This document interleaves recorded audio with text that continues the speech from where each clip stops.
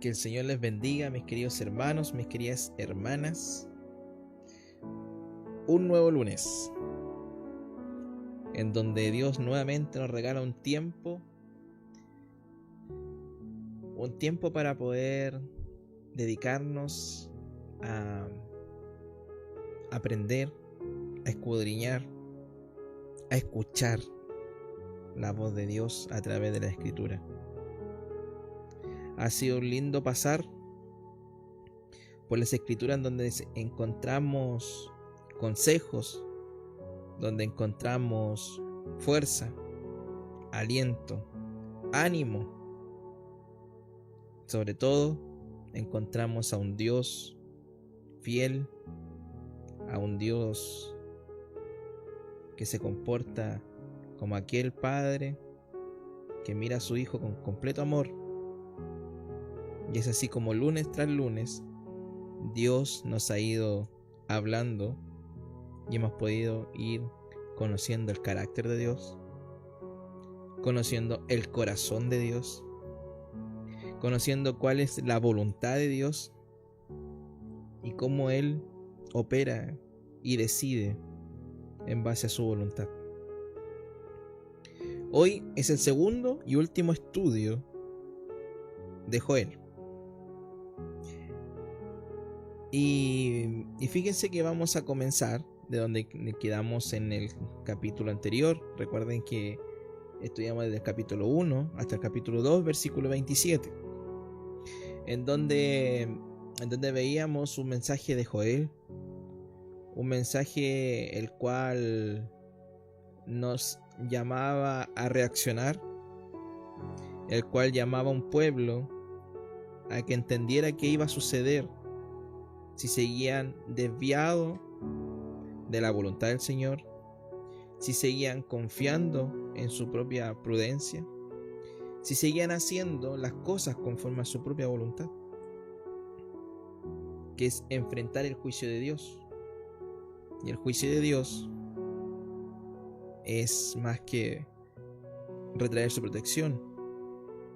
Y vemos que muchas veces, quizás, nosotros también teníamos algunos pensamientos de ese tipo, de que simplemente Dios era el que castigaba.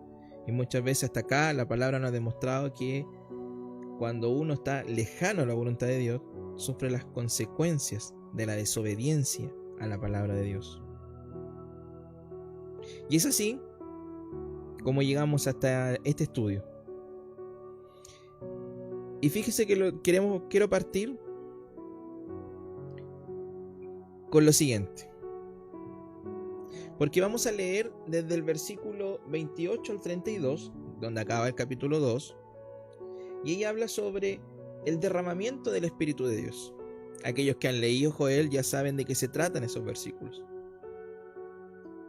Y resulta que Joel dice que el Espíritu ha sido derramado.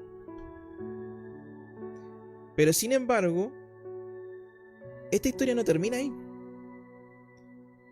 Porque aunque Dios salva, Joel nos va a demostrar y nos muestra en este libro que también juzga. Y es el mismo Dios que habita en su pueblo el que vendrá a juzgar a las naciones. La pregunta con la que debemos partir en mente no es si Él vendrá, sino en dónde estaremos nosotros cuando Él venga. ¿Por qué? Porque Dios no solo promete una restauración, sino que también derrama su espíritu al pueblo.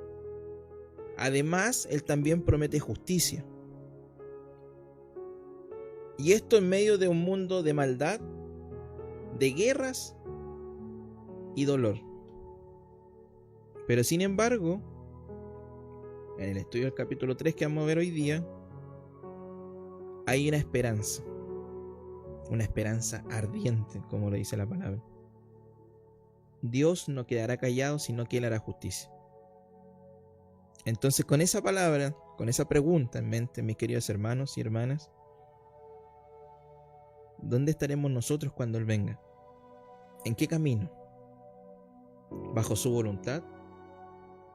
¿O seguiremos confiando en nuestras propias capacidades, lejano de la voluntad de Dios, quiero que comience a meditar y que me acompañe en oración para poder dar inicio al estudio del día de hoy. Le invito a orar. Padre nuestro que estás en los cielos, Dios amado, en este momento vamos delante de tu presencia, Señor, agradeciéndote, Señor, por ser nuestro Dios, por ser el Rey de Reyes y Señor de Señores. Gracias porque tu mirada, Señor, en medio de tu misericordia, se extendió hacia nuestras vidas, Señor. Si hoy día estamos acá reunidos es porque queremos conocer más de ti, Señor. Porque queremos que tú nos hables, Señor, que tú nos guíes y nos sigas mostrando el camino hacia donde debemos ir. Padre Celestial, que tu bendición, Señor, esté con nosotros, con cada uno de mis hermanos que están en sus hogares, Señor, y que tu Espíritu Santo me guíe, Padre Celestial, para que todo lo que podamos estudiar hoy sea completamente dirigido por ti y que nuestros oídos, Señor, y nuestras mentes estén atentas, Padre Celestial, para poder ser perceptible a tu voz a través de la palabra. Señor, que tu bendición, como te lo decía, esté con nosotros. En el nombre de Jesús. Amén. Bien, mis queridos hermanos, le invito a que pueda también abrir su Biblia donde está y que me acompañe a Joel, capítulo 2, versículo 28 en adelante. Joel, capítulo 2, versículo 28 en adelante. Lo vamos a leer en la versión Reina Valera y dice así: Y después de esto, derramaré mi espíritu sobre toda carne, y profetizarán vuestros hijos y vuestras hijas. Vuestros ancianos soñarán sueños, y vuestros jóvenes verán visiones. Y también sobre los siervos y sobre las siervas derramaré mi espíritu en aquellos días. Y daré prodigios en el cielo y en la tierra, sangre y fuego y columnas de humo. El sol se convertirá en tinieblas y la luna en sangre, antes que venga el día grande y espantoso de Jehová. Y todo aquel que invocare el nombre de Jehová será salvo, porque en el monte de Sión y en Jerusalén habrá salvación, como ha dicho Jehová, y entre el remanente al cual él habrá llamado.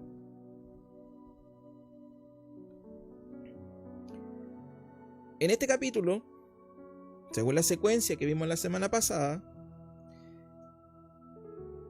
veíamos justamente palabras de juicio de parte de Dios, pero además también veíamos que si hay un arrepentimiento genuino, un arrepentimiento del corazón, que tiene que ver con una conducta no tan solo de dejar el pecado, de dejar de hacer de aquellas cosas que les hacen mal a nuestra vida y a nuestra relación con Dios, sino que también tenía que haber un deseo en nuestro interior de no querer volver a pecar. O sea, un arrepentimiento verdadero, genuino, de no querer volver atrás. Porque veíamos que era sencillo poder decir que habíamos dejado algo, pero que en nuestro corazón siguieran arraigados aquellas cosas que nos desvían, que nos perturban, que nos hacen que nuestros ojos no estén centrados en Dios. Y al no estar centrado en Dios, vemos que quedamos vulnerables y susceptibles justamente a ser presa muy rápida de las tentaciones, a ser presa muy rápida de las artimañas del enemigo y a desviarnos completamente. El caso es que cuando hay un arrepentimiento genuino y hay un cambio real, lo que sucede en la vida de un cristiano y lo que Dios estaba indicándole al pueblo, en este caso a través de Joel, era de que no simplemente era el arrepentimiento y la restauración y el perdón que otorgaría Dios al pueblo, sino que la relación avanzaba más allá. Y aquí hay una promesa, y una promesa poderosa, porque en el versículo 28 dice: y después de esto derramaré mi espíritu sobre toda carne. O sea, no se trataba simplemente de una restauración material. Porque vemos que cuando en los versículos anteriores Dios les perdona, les dice: yo les voy a restaurar las tierras, nuevamente los graneros tendrán los frutos, y la vida iba a comenzar. O sea, Dios iba a restaurar lo que habían perdido a través de estas plagas, que en este caso eran las langostas. Dios no simplemente iba a restaurar lo material. Lo que el pueblo debía entender, que en medio de las dificultades, cuando hay una conexión con el Señor, un reconocimiento de que se le ha fallado genuino, Dios perdona, Dios restaura.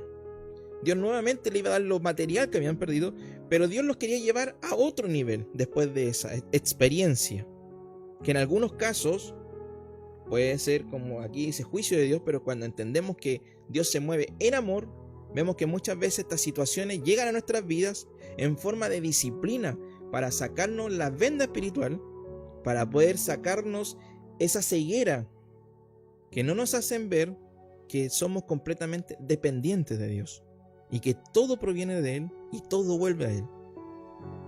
Entonces, en ese siguiente nivel es donde Dios dice esto, que Él derramará su espíritu sobre toda carne.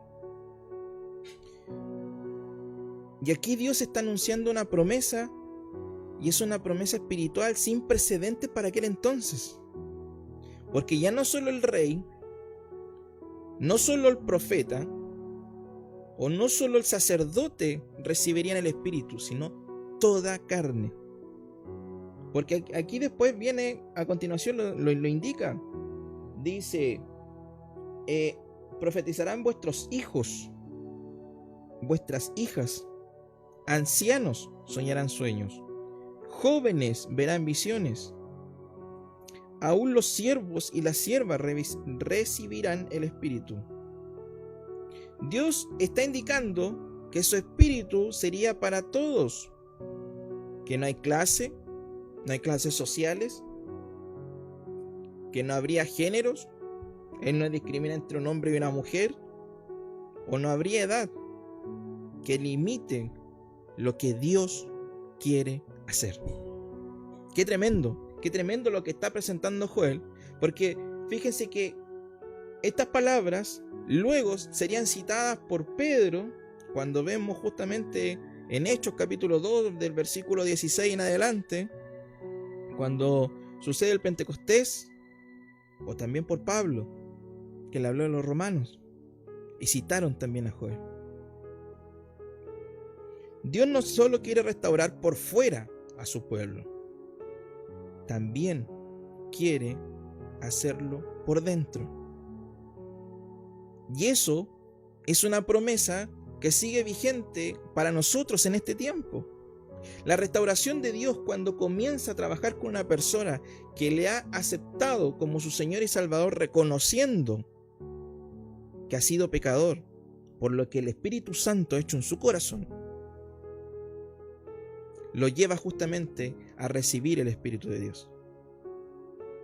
Y la restauración de Dios es integral, es completa, no es a media. Por eso cuando Dios dice que hace todas las cosas nuevas, es porque realmente hace todas las cosas nuevas. Y Él se encarga de todo. Ahora, esta promesa, mis queridos hermanos, no queda simplemente escrita en Joel, simplemente para el pueblo de aquel entonces, sino que es un anuncio profético para este tiempo de hoy, los últimos días, como lo describe la Biblia. Nosotros miramos tan lejanos aquellos días como el fin, pero sin embargo, si seguimos el orden lógico, entendemos que después de la resurrección de Cristo, estamos viviendo los últimos tiempos, de que Dios va a venir en cualquier momento. Pero en el entretanto, ¿qué sucede?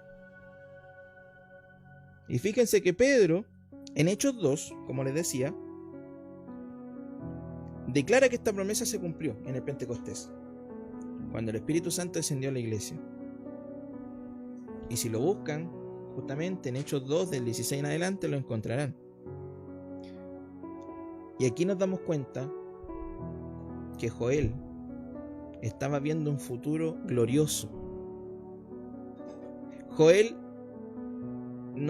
si bien sus palabras eran llevar el consuelo para el pueblo por lo que estaba sucediendo, Joel, guiado por Dios, no se quedó en el momento, en la circunstancia que estaba viviendo, sino que Dios le permite mirar más allá, mirar hacia adelante, mirar hacia dónde Dios quiere llevar al pueblo, y él tiene esta palabra profética, en donde él ve en un futuro un espíritu que ya no estaría restringido, sino que estaría disponible para todos los que crean. Qué maravilloso, y ese tiempo ha llegado, y nosotros tenemos el privilegio de vivir en este tiempo. Además, hay señales y prodigios de Dios, porque fíjense que en el versículo 30 y 31 dice: y daré prodigios en el cielo y en la tierra, sangre y fuego y columnas de humos, el sol se convertirá en tinieblas y la luna en sangre. Si bien este es un lenguaje apocalíptico, marca un segundo cumplimiento profético. Y esto tiene que ver con la segunda venida de Cristo y el día del Señor. ¿Por qué? Porque en estos pasajes vemos el cumplimiento del Pentecostés, que fue el Espíritu derramado sobre la iglesia, pero también habla del fin de los tiempos. Por eso ocupa esta imagen simbólica, ¿cierto? En donde dice sangre y fuego y columnas de humos, en donde el sol se convertirá en tinieblas y la luna en sangre. Cuando nos da esta imagen, para nosotros el sol puede ser una imagen de justicia, cuando vemos salir el sol. Pero lo que nos está indicando este pasaje, que llegará el día en que el sol no brillará más. Y ese día será después de la venida de Cristo. Y más que un juicio, la palabra nos muestra que aún en medio de estos procesos hay un llamado a la salvación. Y lo encontramos en el versículo 32, que dice: y todo aquel que invocare el nombre de Jehová será salvo, porque en el monte de Sión y en Jerusalén habrá salvación, como ha dicho Jehová, y entre el remanente al cual él habrá llamado. Mírelo de esta manera. Aquí, en este versículo, se encuentra el corazón del evangelio antes del evangelio. Porque ya Joel en aquellos tiempos estaba diciendo: y todo aquel que invocare el nombre de Jehová será salvo. Y estas mismas frases, por ejemplo, como le decía Pablo, lo citó en Romanos. Entonces, no importa, mis queridos hermanos, nuestra historia. No importa nuestra condición. No importa lo que haya sucedido hasta acá. Porque si de corazón se arrepiente y clama a Dios, tiene una oportunidad de salvación, que hoy es otorgada por gracia a través de Jesucristo, quien recientemente, por fecha calendario, se conmemoraba justamente su muerte y su resurrección. Estos pasajes, mis queridos hermanos, nos invitan hoy día a recibir el Espíritu Santo, a ser parte de la obra de Dios, sin importar su edad, su historia, su condición, su estatus. Nos hace un llamado también a tener esperanza en medio del juicio venidero. mis queridos hermanos, estos pasajes nos llaman a vivir una vida rendida y llena del Espíritu Santo. Como les decía, Dios no solo quiere devolver lo que se perdió o lo que ha perdido cada uno de nosotros en este tiempo. Quiere llenarnos con su presencia, con su Espíritu, para que vivamos con poder, esperanza y propósitos en estos tiempos finales. Porque la venida del Espíritu Santo, recordemos que vino a capacitar, vino a dar autoridad y poder para obrar en el nombre de nuestro Señor Jesucristo y cumplir con la tarea que Él nos dejó asignada, que es llevar el mensaje de salvación a todos. Le invito a que me pueda acompañar al capítulo 3. Vamos a leer del versículo 1 al 16. Dice así: porque aquí que en aquellos días y en aquel tiempo en que haré volver la cautividad de Judá y de Jerusalén, reuniré a todas las naciones y las haré descender al valle de Josafat, y allí entraré en juicio con ellas a causa de mi pueblo y de Israel mi heredad, a quienes ellas esparcieron entre las naciones y repartieron mi tierra, y echaron suerte sobre mi pueblo, y dieron los niños por una ramera, y vendieron las niñas por vino para beber. Y también, ¿qué tengo yo con vosotras, Tiro y Sidón, y todo el territorio de Filistea? ¿Queréis vengaros de mí? Y si de mí os vengáis, bien pronto haré yo recaer la plaga sobre vuestra cabeza. La paga, perdón, mis queridos hermanos, porque habéis llevado mi plata y mi oro y mis cosas preciosas y hermosas, metisteis en vuestros templos y vendisteis los hijos de Judá y los hijos de Jerusalén a los hijos de los griegos para alejarlos de su tierra. He aquí yo levantaré del lugar donde los vendisteis y volveré vuestra paga sobre vuestra cabeza, y venderé vuestros hijos y vuestras hijas a los hijos de Judá, y ellos los venderán a los sabeos, nación lejana, porque Jehová ha hablado. Proclamad esto entre las naciones, proclamad guerra, despertad a los valientes, acérquense, vengan todos los hombres de guerra, forjad espadas de vuestros asadones, lanzas de vuestras hoces, diga el débil, fuerte soy. Juntaos y venid, naciones todas de alrededor, y congregaos. Haz venir allí, oh Jehová, a tus fuertes. Despiértense las naciones y suban al valle de Josafat, porque allí me sentaré para juzgar a todas las naciones de alrededor. Echad la hoz, porque la mies está ya madura. Venid, descended, porque el lagar está lleno. Rebosan las cubas, porque mucha es la maldad de ellos. Muchos pueblos en el valle de la decisión, porque cercano está el día de Jehová en el valle de la decisión. El sol y la luna se oscurecerán, y las estrellas retraerán su esplendor. Juicio de Dios.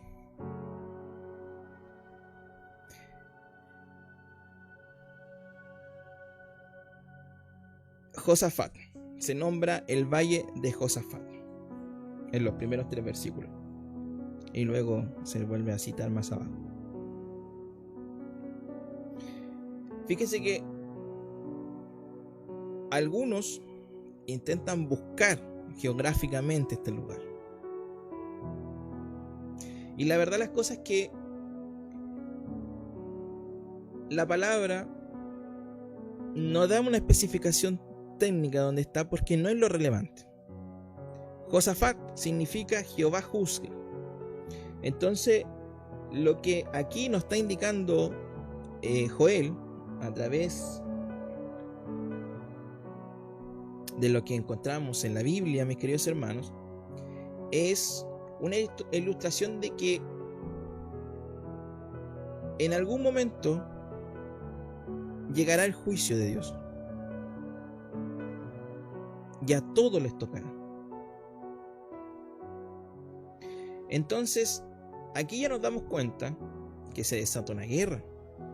Lo leímos recién y aquí lo vamos a ir desglosando. Pero si se da cuenta, este escrito ya nos demuestra que quién gana, quién la venció. Y es Dios, mis queridos hermanos. Es Él el que juzga, el único. Entonces no hay quien le pueda hacer frente.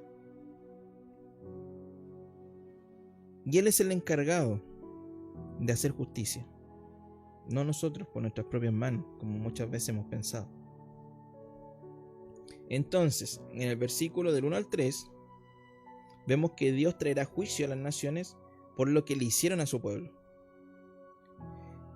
Dios utilizó a naciones vecinas para traer juicio sobre su pueblo. Pero estas naciones fueron implacables, fueron despiadadas, fueron completamente avasalladoras, pasaron por encima del pueblo de Dios. Habían pecados como el tráfico de personas, hubo abusos, desprecio hacia Israel. Pero de todo eso, quien se iba a encargar de hacer justicia era Dios, no el propio pueblo.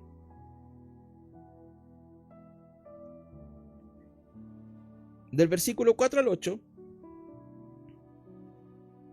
Dios ya realiza una acusación contra las naciones. Y ahí vemos que se nombra a Tiro, Sidón, Filistea, y todas serán confrontadas. Dios dice: ustedes tocaron a mi pueblo y yo ahora los toco a ustedes. Del versículo 9 al 15 vemos que Dios convoca una batalla.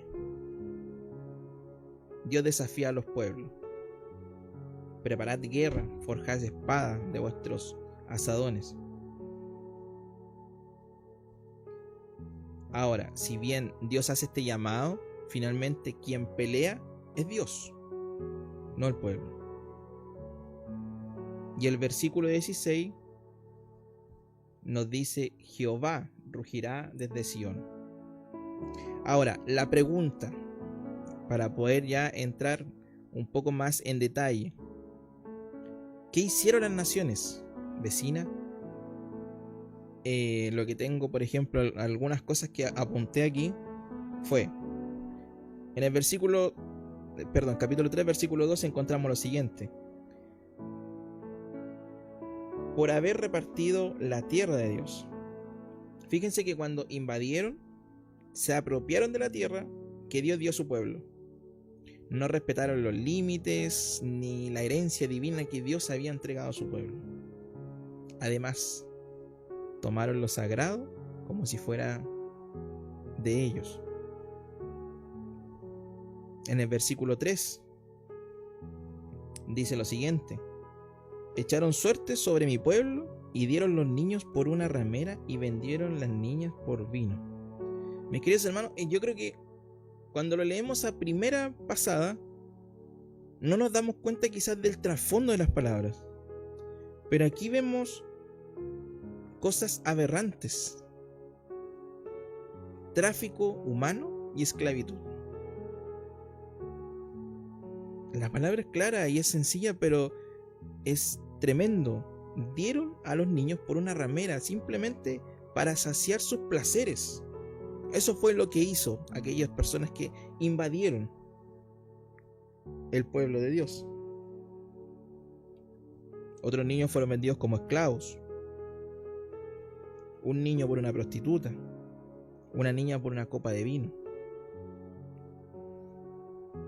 Realmente usaron las vidas humanas como moneda de intercambio. Y aquí ya vamos dimensionando qué es lo que estaba viviendo el pueblo, cuál era el sentimiento del pueblo y cómo podían estarse quizás arrepintiendo de haberle fallado a Dios. Pero sin embargo ya era tarde, porque no habían hecho caso a las advertencias que Dios había hecho y que nos hace a todos en el tiempo oportuno. Lo que pasa es que muchas veces no somos capaces de hacer caso y entender estas advertencias que nos envía el Señor. Versículo 5: tomaste mi plata y mi oro, y mis cosas preciosas metisteis en vuestros templos. Y aquí vemos que saquearon el templo y se llevaron los tesoros sagrados. Robaron lo que era consagrado a Dios y lo profanaron. Llevaron objetos santos a templos paganos. Versículo 6: vendisteis los hijos de Judá y de Jerusalén a los hijos de los griegos. Aquí nuevamente vemos deportación y venta de israelitas a pueblos lejanos. ¿Qué intentaron hacer estas naciones? Intentaron borrar la identidad del pueblo de Dios. Intentaron acabar con su cultura. Y realmente fue un acto de eliminación espiritual. Quisieron destruirlo completo, no solamente invadirlo, sino que desaparecerlo. Ahora, ¿por qué Dios desató este juicio? Y para poder ilustrarlo, llegaba a la siguiente imagen.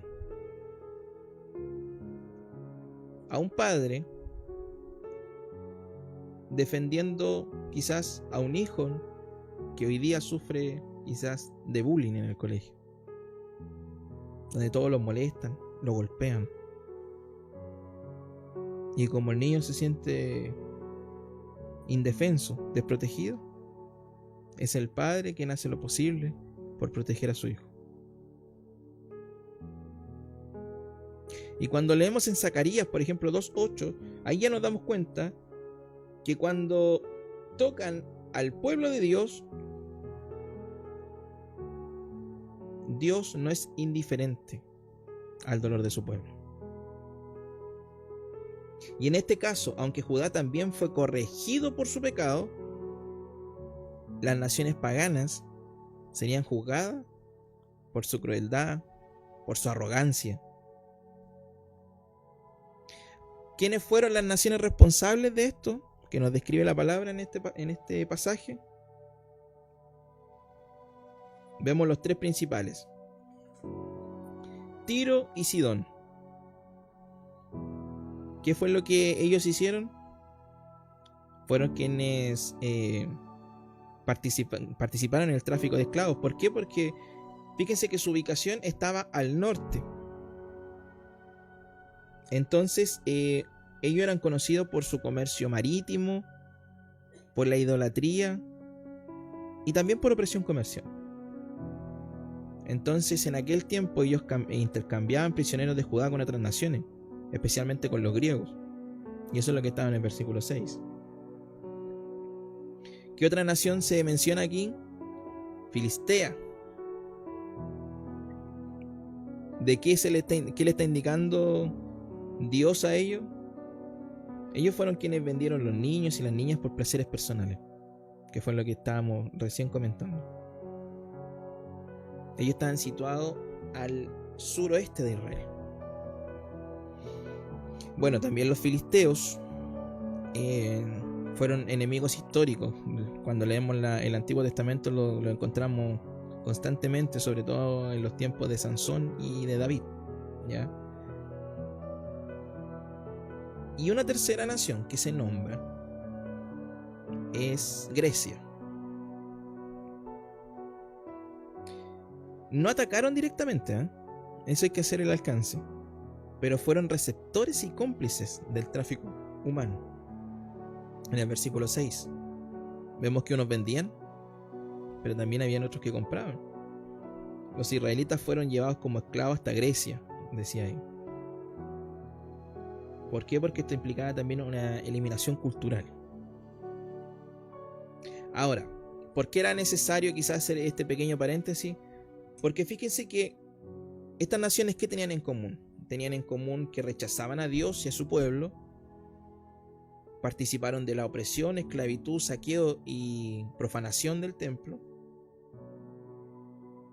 Y yo creo que uno de los puntos más importantes es que pensaron que no habría consecuencias por su maldad.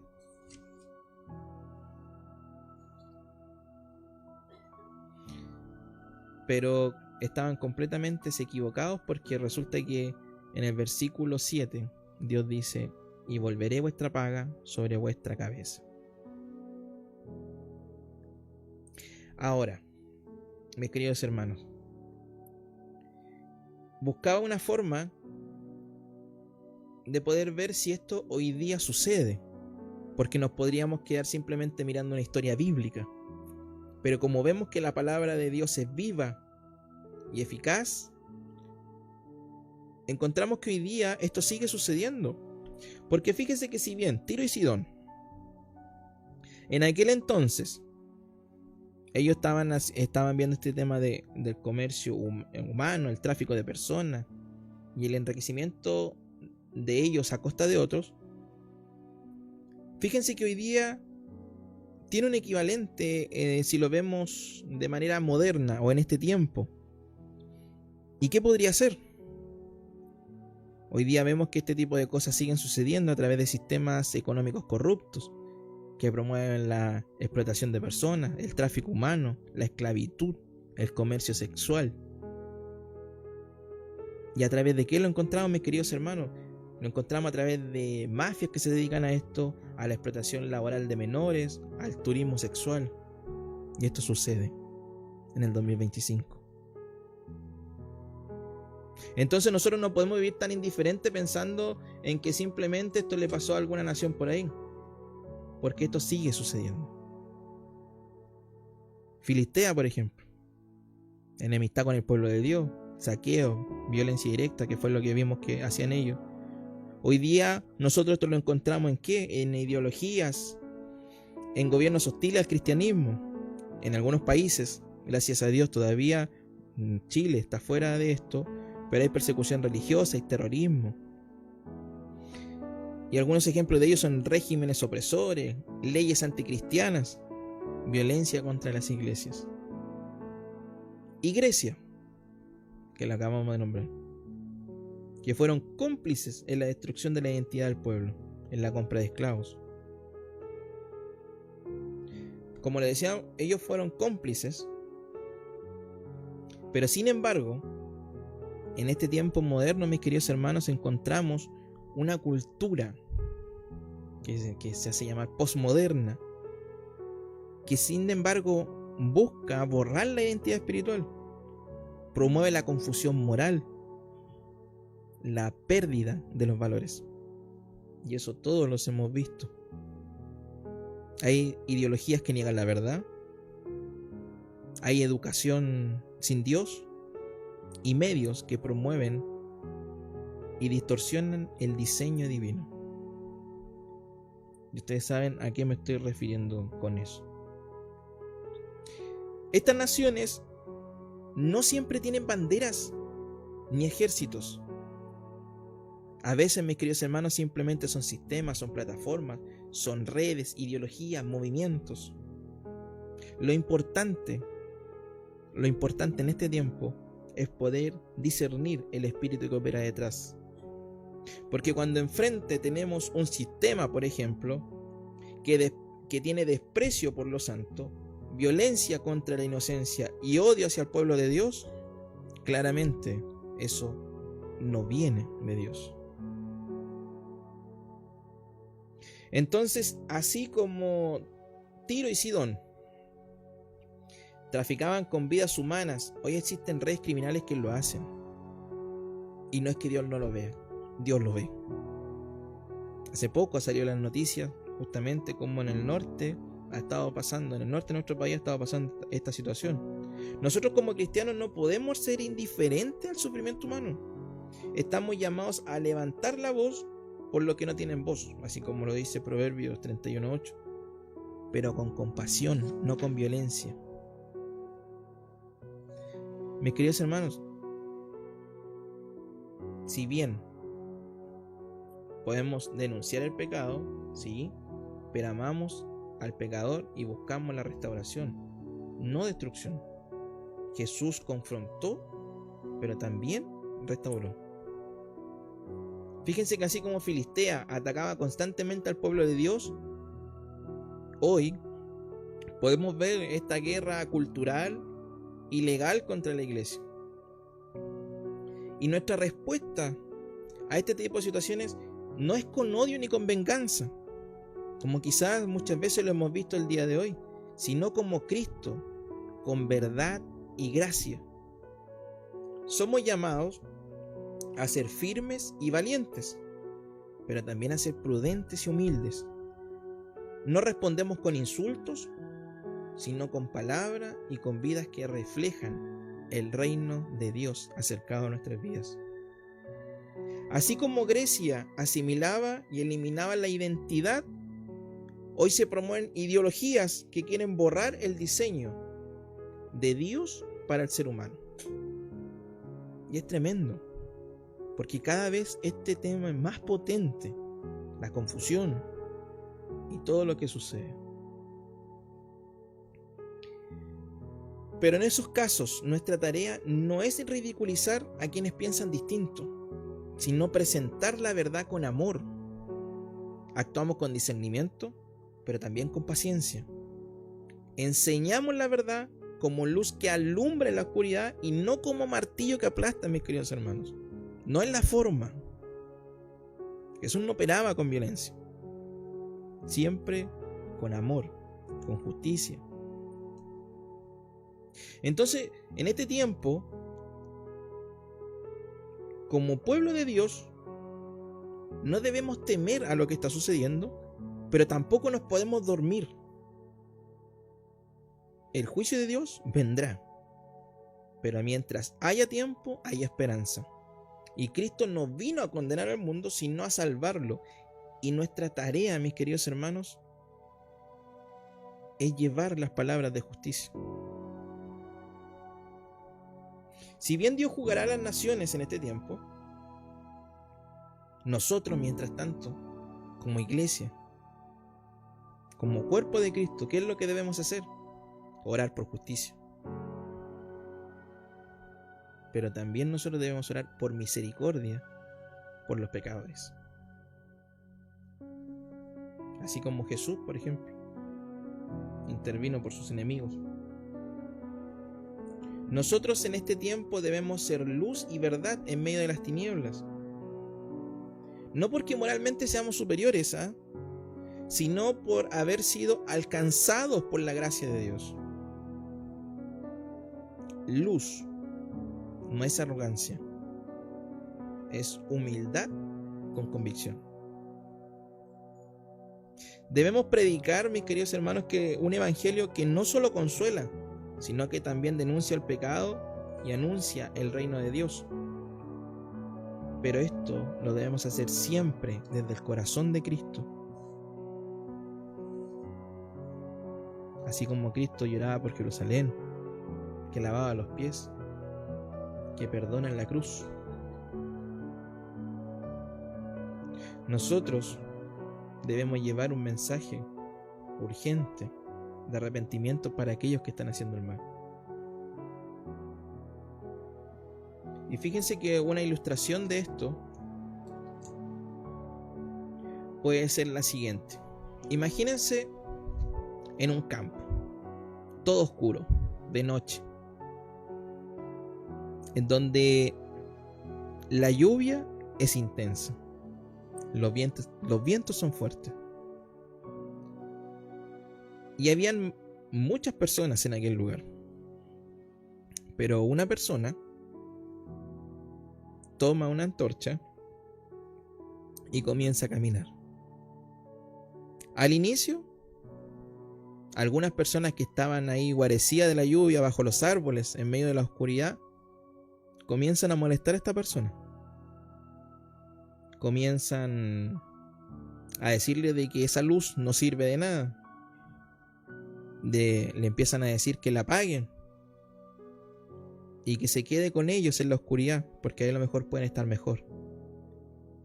Pero fíjense que esta persona decide seguir caminando a pesar de lo que le decía. Y sigue en dirección, fuerte y derecho. Siempre protegía la antorcha y caminaba con firmeza. Esta persona no responde a lo que le decían, no grita, no pelea y no lanza golpes. Solo sigue caminando. Sorprendentemente, otros que estaban perdidos en la oscuridad comienzan a seguirlo. ¿Y por qué lo comienzan a seguir? Porque estaban atraídos por la luz que seguía encendida en esa antorcha, a pesar de las condiciones climáticas, a pesar de las circunstancias que ocurrían y de lo que el resto decía. Esa antorcha en este tiempo, mis queridos hermanos, somos nosotros, los cristianos. La luz que llevamos no es nuestra, mis queridos hermanos, es Cristo con nosotros. En un mundo que desprecia la verdad y se burla de la fe, no respondemos con odio, sino con perseverancia, humildad y verdad viva. No apagamos nuestra luz por miedo, ni encendemos fuego para destruir. Por último, para poder ya ir terminando,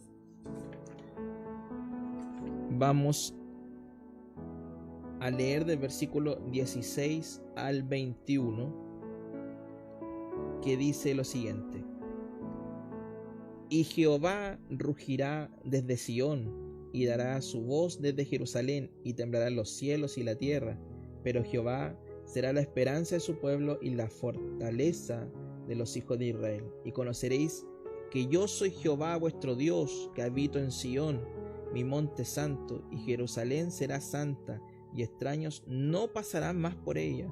Sucederá en aquel tiempo que los montes destilarán mosto, y los collados fluirá leche, y por todos los arroyos de Judá correrán aguas, y saldrá una fuente de la casa de Jehová, y regará el valle de Sittim.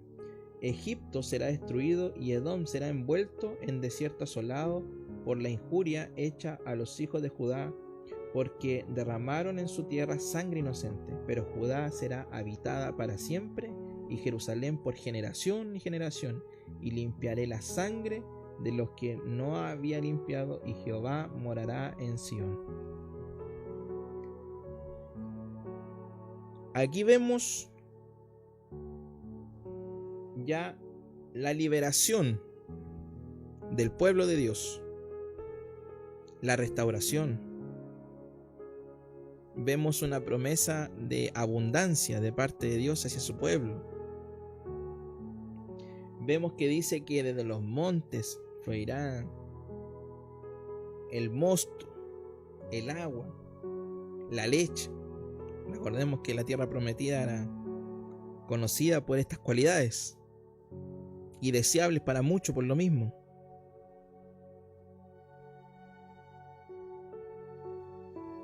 Jehová restituye, le da santidad. Pero ¿cuándo sucede eso, mis queridos hermanos? Si se fijan, cuando Dios dice en el versículo 17: y conoceréis que yo soy Jehová vuestro Dios, que habito en Sión, en mi monte santo. Nada de esto sucederá en estos tiempos en la vida de alguien, de una familia, de una persona, de cualquier circunstancia, si Dios no está habitando en medio.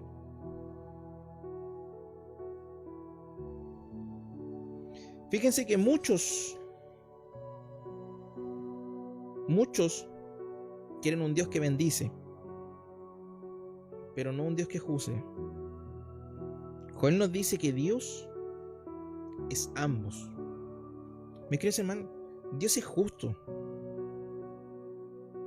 Dios es justo, Él se encarga de todo. Pero no podemos pretender simplemente sus bendiciones, porque nada ningún cambio habrá en nuestra vida si Él no habita en medio. Y el poder de Dios es suficiente, y Él no solo repara las ruinas, también confronta el mal. Aquí vemos que Dios no solo va a restituir, sino que también hará juicio contra aquellos que dañaron a su pueblo y a sus hijos, a su remanente fiel. Él no solo llora por los oprimidos, sino que Él también viene a defenderlo. Ahora, las preguntas que les quiero dejar para que podamos meditar en esta noche. Sabemos que el juicio de Dios será inminente y existirá. Así lo dice su palabra. Cuando Dios juzga al mundo, ¿dónde estará usted? ¿Estará del lado del Señor? ¿O estará del lado de los enemigos del Señor? ¿Le amará al Señor con todo su corazón, con toda su mente y con toda su alma? ¿O simplemente seguirá amando al Señor de labios y su pecado todavía guarda rencor, odio, envidia, enojo, contiendas? Hay pecados ocultos.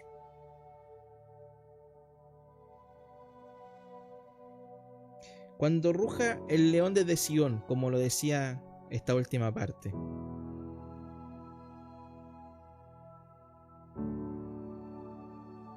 ¿nos cubriremos bajo su gracia? ¿O correremos?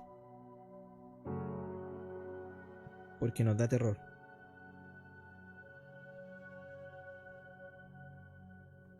Jehová, mis queridos hermanos, será la esperanza del pueblo, como lo dice aquí.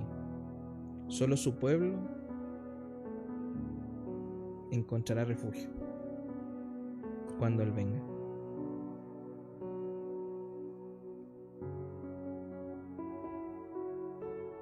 Algunos llamados a la acción que tenemos hoy. Recibamos el Espíritu Santo, mis queridos hermanos, en nuestras vidas. No se conforme con religión, sino que viva lleno del poder de Dios. Cuando leemos la palabra del Señor encontramos muchas instrucciones en donde nos indican que en este tiempo debemos ser llenos del Espíritu de Dios.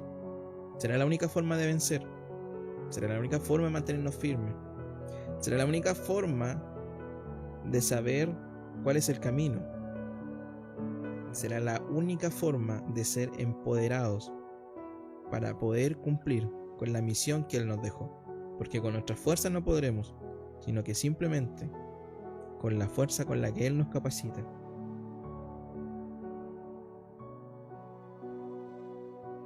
Invoquemos el nombre de Dios.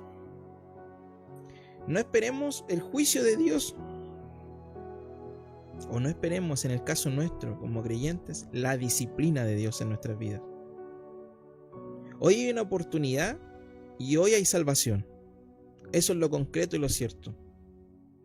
Pero debemos buscar al Señor.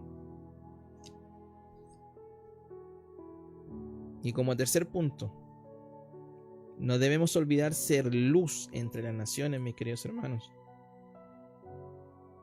Hemos visto lo que sucede con un pueblo desobediente. Hemos visto lo que hay que hacer en medio de las advertencias y los anuncios del Señor hacia nuestras vidas. Y también hemos visto quiénes debemos ser en este tiempo, mientras vuelve Dios. Dios no solo juzgará a los malvados, también usará a su pueblo para mostrar su justicia y su verdad. Hay un llamado claro al arrepentimiento, al compromiso con la misión de Dios y a vivir listos y preparados para el día del Señor. Mis queridos hermanos, les invito a que puedan cerrar sus ojos y que me acompañen en oración para presentar este estudio y así dar por finalizado el estudio del profeta Joel. Oramos. Señor, gracias, Señor. Gracias a Dios porque tus mensajes son claros. Gracias porque tu palabra es precisa, es directa y es lo necesario para nuestras vidas, Señor. Padre Celestial, perdónanos. Perdónanos si te hemos fallado, si todavía, Señor, no hemos reaccionado a tu palabra y hacia donde nosotros debemos ir según tu voluntad, Padre amado. Pero también te pido que tu Espíritu Santo, Señor, nos recuerde en cada instante estas palabras, Señor, que nos amoneste, Padre Celestial, para poder caminar en justicia, Señor, para poder arrepentirnos de nuestros pecados, Dios, para dejar atrás aquellas cosas, Señor, que nos mantienen atados y desviados, Señor, y no poder caminar rectamente bajo tu alero, bajo tu protección, Señor. Te pido misericordia, Señor, para con nuestras vidas y para con este mundo, Señor. Porque no solamente, Padre Celestial, el llamado es a arrepentirnos, sino también, Padre Celestial, a ser llenos de tu Espíritu Santo, Dios amado, para que en este tiempo cumplamos con la gran comisión, Señor, y llevar ese mensaje, el mismo mensaje que hemos recibido nosotros, de arrepentimiento y de amor, y de cual hoy día disfrutamos tu gracia, Dios. Ese mismo mensaje, Señor, está disponible para todos aquellos, Señor, que no ven quizás la claridad, aquellos que no les ha llegado la luz todavía, Padre amado, del Evangelio. Permítenos ser ese pueblo, Señor, que hoy día trabaje activamente para honrarte, para glorificarte, Señor, antes de tu venida. Dios amado, que tu bendición esté con cada uno de nosotros y con mis hermanos, Señor, y con todos aquellos que después puedan ver esta grabación. Dejamos todo en el nombre de Jesús.